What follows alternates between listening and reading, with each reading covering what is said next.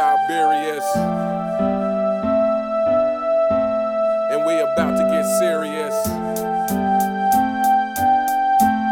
It's the real Siberius, making fanboys furious. Hello YouTube and welcome to The Real Siberius. Before I actually begin the video, I want to acknowledge Giannis. He re-signed with the Bucks, and he was quoted as saying, "Legends don't chase, they attract." I have to be honest, he earned some respect from me for doing this. And I disparaged him based on an assumption, and I was wrong for doing so. I need to do and be better. Before I start this video, I want to promise all of you, I will never duck smoke, I will never hide my mistakes, and I will always take accountability for myself. So when I started essentially talking shit about Giannis, I was wrong. Now with that said, this video is about the modern NBA, where they all fall down. So I'm going to play a clip here real quick, and then after the clip, let's talk about it. So all of this footage is from one game. I picked the game completely at random. Before I made this video, I made a few rules for myself. Rule number one was I don't get to cherry pick a game. I was going to use the first full NBA game that came up when I searched on YouTube, NBA full game. I had to use it, whatever it was. This happened to be the game. Rule number two, for the clip to be included, the player had to have 3 points of contact with the ground. Number three, I wasn't allowed to cheat.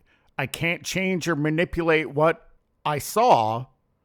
If they had 3 points of contact on the ground, that's what I'd show. And if they only did it one time in the entire game, that's what I showed. I want all of you to know I almost died making this video. I watched it at 2x speed and it still felt like it was at a snail's pace. The boredom almost killed me. I had to put on Pantera just to keep me awake. So I had some insights while watching this game. Even at twice the speed, the narrative of the game being faster paced today than in the 80s and 90s is a joke.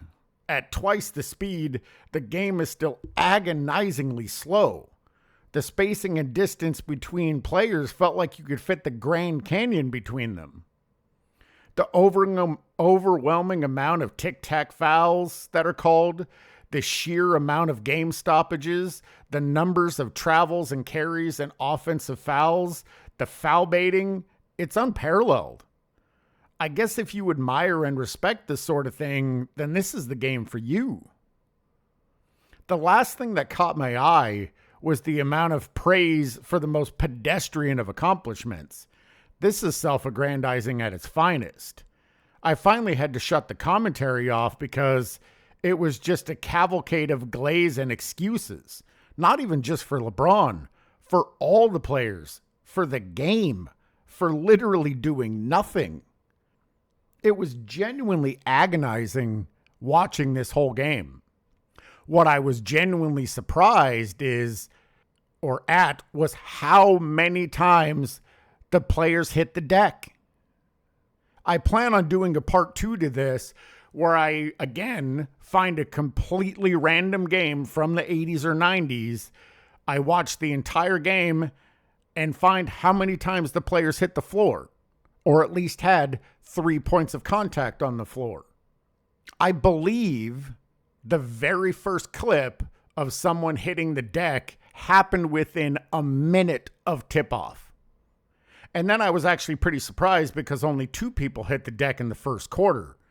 In the second quarter, I believe it was also 2. And then in the third and fourth quarter, they really escalated that shit. If you see in a number of those clips, they're Luka. Whether he's flopping or whether he actually ended up on the floor is irrelevant. To me, what is relevant is these are supposed to be professional athletes.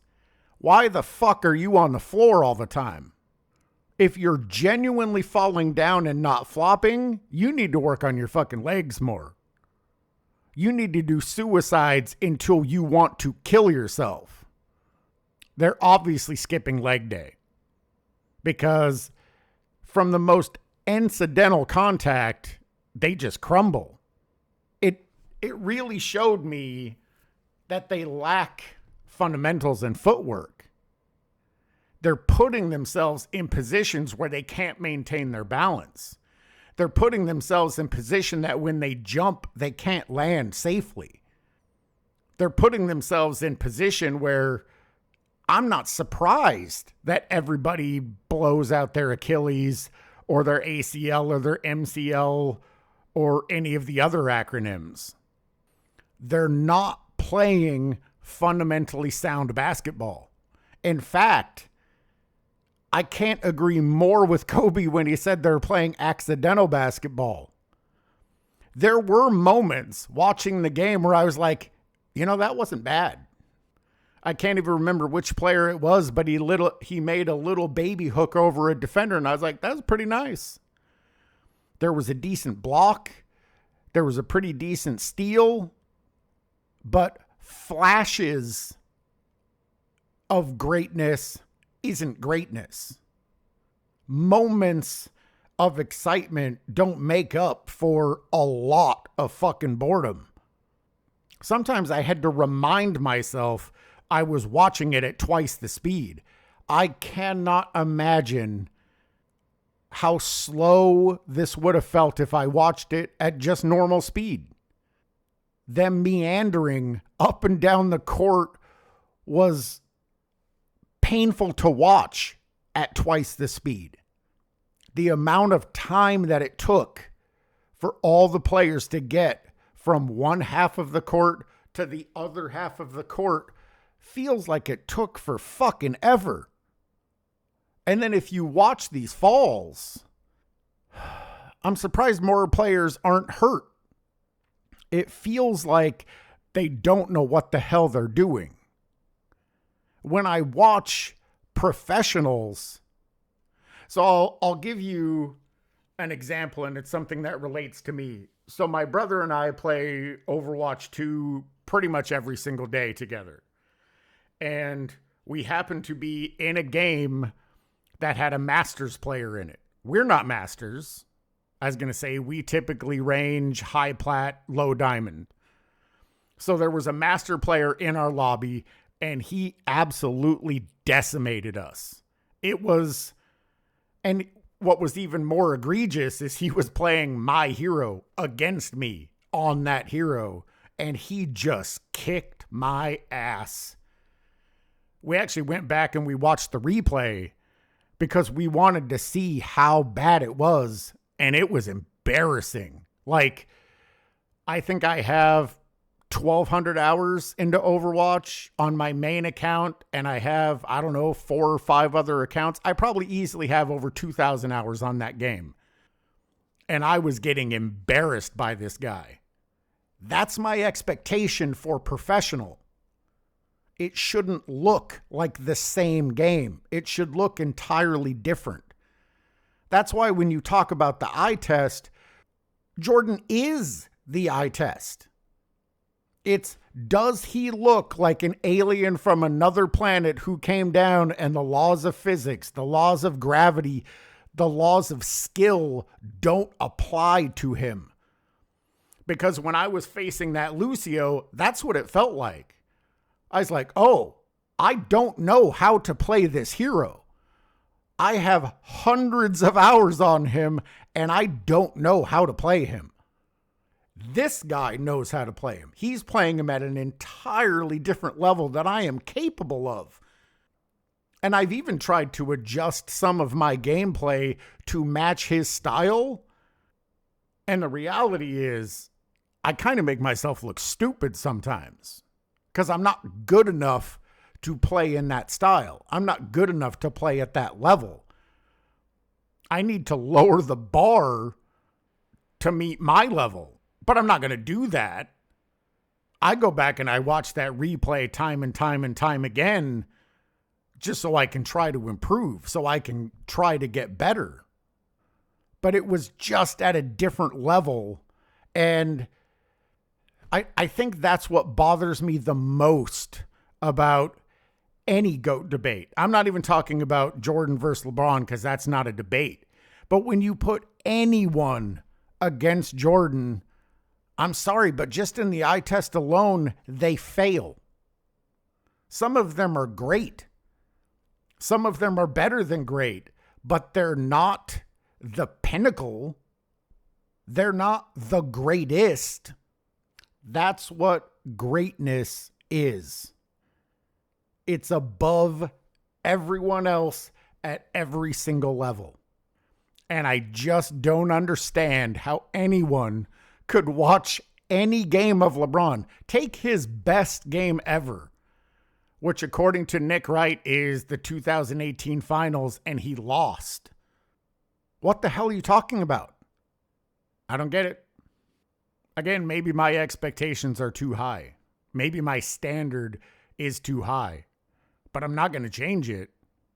I refuse to move goalposts. I refuse to lower my standards. I just won't. I hope that at some point, someone will come along that feels the same way. A player that feels the same way. And said, if Jordan is the benchmark, then I need to be better. Not equal to. I need to be better. If he went 6-0, I need to go 8-0. I need to have 2 3-peats and a 2-peat. That's my expectation. I said it before. I'll say it again.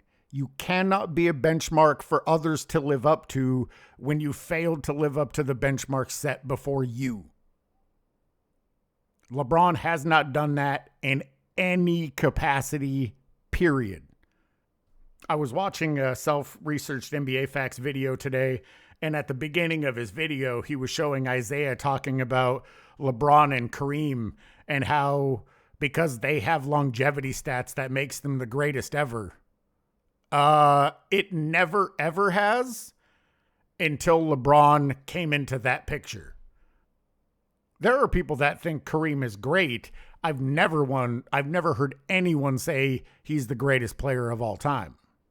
Especially because just like LeBron, he was gifted a number of all-stars later in his career. He wasn't performing at an insanely elite level. He was performing at a mediocre level. And that's why longevity stats don't hold weight for me. I think Frank Gore was a really good running back, and he was able to be a serviceable running back for a long, long time. He has more rushing yards than Barry Sanders does. Is he a better running back than Barry Sanders? Abso-fucking-lutely not. Is he a better running back than Sweetness? Absolutely not. The reason why Emmitt Smith has the most rushing yards of all time is because he played at a serviceable level for a very long time. And it's not to take anything away from him, but when people are debating who's the greatest running back of all time, I'm sorry, but Frank Gore and Emmitt Smith, I've never heard them come up in that conversation. So I don't understand when that changed, when all of a sudden an accumulation of stats over an extended period of time all of a sudden became a metric for greatness. It has to be because LeBron and his media sycophants decided that that's the narrative that they were going to create, and they've just told people so many times that people just started believing it. It's not even questioned anymore by a lot of people. Because anytime you talk to any fanboy, it doesn't matter which one, longevity is all they have to go to. It is their cornerstone. It's their foundation. It's all that they have. And if you take it away, they have nothing. And then that's when they just go down the LeBron fanboy excuse checklist, which if you haven't seen that video, you should watch it. Anyway, that's the end of the video. I certainly hope you enjoyed it. I am still inexperienced at video editing, so this is one of my attempts at trying to create kind of a compilation. So hopefully it didn't suck. But if it did, I'm just going to keep working at it and get better. Because being terrible is good for you. And if you're terrible, the only thing you can do is get better. And I'm going to try to get better. Anyway, that is the end of the video. If you made it to the end, I certainly appreciate it. As always, I want to give a shout out to the content creators that continue to inspire me to do this. Uncommon Sense, Angry Old Hoops, Self-Researched NBA Facts, 93Z, Sports and Fitness Rants, Uncut Hoops, Speam Engine, In Your Face Hoops, Eddie TV, King Speech Row, Goatcast Hoops. I always appreciate your guys' takes, your perspectives, and your humor. And I'll catch you guys in the next one.